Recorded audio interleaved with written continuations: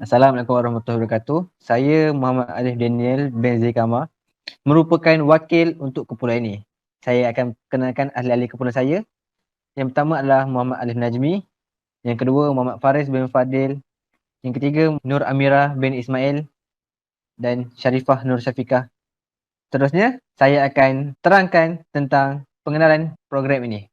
Umum mengetahui bahawa kami membuat laman web ini menggunakan laman web wix.com.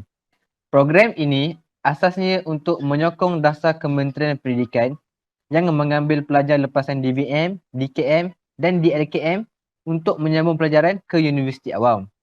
Program Ijazah Sarjana Muda Teknologi dalam bidang kimpalan ini adalah program pertama seumpamanya di Malaysia.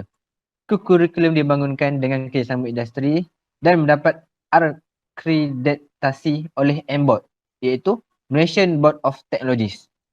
Tempoh pengajian dan mood penawaran. Tempoh pengajian adalah selama 3 tahun 6 bulan. Manakala untuk mood penawaran adalah mood industri, iaitu sepenuh masa.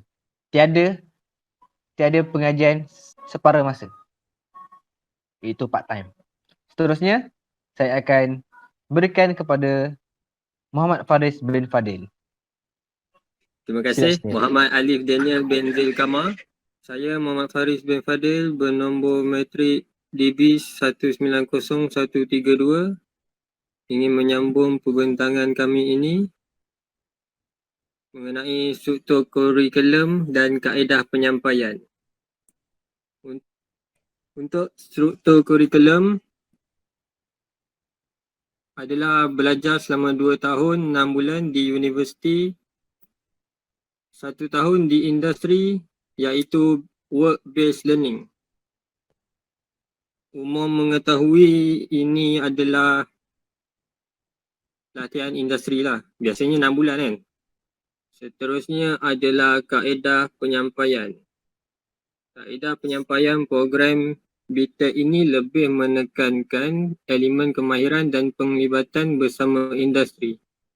Lain berbanding program lain. Program lain akan membekalkan bakal graduan dengan sekurang-kurangnya 1 sijil kompetensi profesional sebagai 1 nilai tambah persediaan mereka ke industri kelak. Kita tahu kalau ada sijil kompetensi ni, peluang pekerjaan akan lebih cerah. Sebagai contoh, kalau lebih mudah kita nak tahu macam sijil OSHA lah kita ada untuk mudah dapat kerja. Seterusnya, saya akan membentangkan tentang objektif program ini. Objektif program ada 3, iaitu yang pertama untuk menghasilkan juruteknik kimpalan yang melakukan kerja kimpalan yang berkaitan termasuk penyelenggaraan, perancang, reka bentuk, penasihat keselamatan dan pengurus pengeluaran. Objektif yang kedua ialah untuk menghasilkan teknopreneur dalam teknologi pengelasan yang berkaitan. Objektif yang ketiga ialah untuk melahirkan profesional yang even, dihormati dan dirujuk dalam teknologi timpalan. Sekian saja daripada saya. Mempersilakan Sharifah Nur Syafiqah untuk meneruskan perbentangan ini. Terima kasih. Terima kasih kepada Muhammad Faris. Assalamualaikum. Nama saya Sharifah Nur Syafiqah binti Wan Abdul Halim. Nombor matrik AB 190011. Hari ini saya akan bentangkan tentang hasil pembelajaran dan syarat kemasukan. Kami dapati terdapat senar hasil pembelajaran yang kita perolehi daripada program BTEC Kempalan ini. Yang pertama, kita akan dapat mengaplikasikan pengetahuan mengenai asas teknologi untuk menentukan dan mengaplikasikan sistem kempalan prosedur, proses, sistem dan metodologi. Yang kedua, kita akan mampu mencadangkan dan mengaplikasikan alat dan teknik terkini untuk menyelesaikan dan menaik taraf pengelasan kesalahan dan masalah sistem. Yang ketiga, kita dapat menunjukkan kemahiran berfikir analitis dan kritis yang kuat untuk menyelesaikan masalah kimpalan yang biasa dan penyelesaian sistem dalam bidang kajian. Yang keempat, kita mampu berkomunikasi dan mengartikulasikan secara berkesan sama ada secara lisan, atau penulisan dalam kalangan pelajar dan teknologi masyarakat am. Yang kelima, kita dapat menunjukkan perfahaman dan mengenai isu-isu yang berkaitan dengan masyarakat dan akibat daripada tanggungjawab yang berkaitan dengan amalan teknologi kimpalan. Yang keenam, kita dapat menyedari keperluan menjadi profesional dan melibatkan diri sepanjang hayat belajar di pakar teknologi kimpalan. Yang ketujuh, kita dapat menunjukkan kesedaran mengenai amalan pengurusan dan technopreneurship secara perspektif yang nyata. Yang ke-8, kita dapat menunjukkan kualiti kepimpinan, bimbingan dan bekerja dengan berkesan dalam pelbagai pasukan. Dan yang terakhir, kita dapat menunjukkan profesionalisme dan pertimbangan sosial dan etika. Seterusnya, saya akan bincangkan tentang syarat kemasukan. Syarat kemasukan bagi program ini adalah yang pertama, lulus Diploma Kemahiran Malaysia DKM, Diploma Lanjutan Kemahiran Malaysia di LKM dengan memperolehi sekurang-kurangnya PNGK 2.0 atau memiliki Diploma Vocational Malaysia DVM dalam bidang yang berkaitan dengan mendapat sama atau lebih 2 PNGK. Lulus kesetaraan Sijil Vocational Malaysia SVM dengan 3 kredit Sijil Pelajaran Malaysia SPM dengan lulus. Purata nilai grade kumulatif PNGK akademik sama ada lebih daripada 2. Kepujian dalam bahasa Melayu SVM kod 1104. PNGK vocational sama atau lebih daripada 2.67. Dan kompeten semua modul vocational dan lulus kertas peperiksaan sejarah kos kod 1251 bagi calon SVM kod 2013 dan ke atas. Dan mendapat sekurang-kurangnya tahap 1 band 1 dalam Malaysia University English Test MUET dan calon tidak butuh warna dan tidak mempunyai ketidakupayaan anggota yang menyukarkan kerja amali. Sekian saja daripada saya. Seterusnya saya akan silakan kepada Nurul Amirah.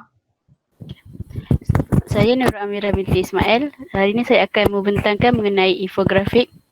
Infografik ini mempunyai keseluruhan maklumat mengenai program kimpalan ini.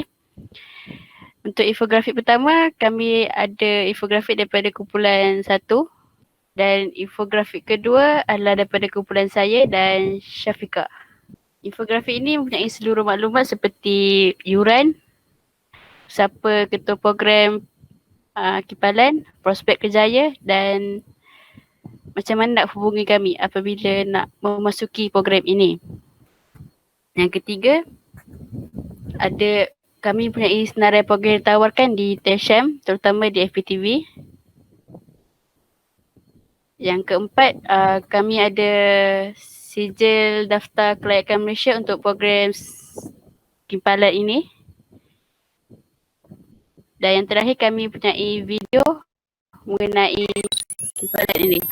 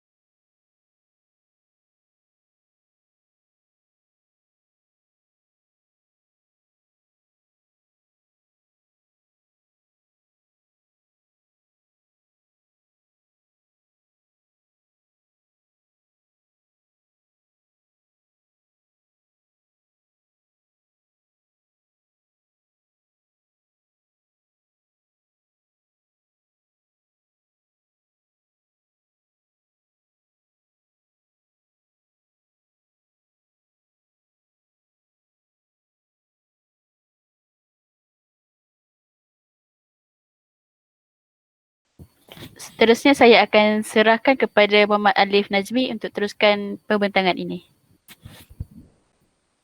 Okey, terima kasih kepada Amira. Nama saya Muhammad Alif Najmi bin Azmi Rashid.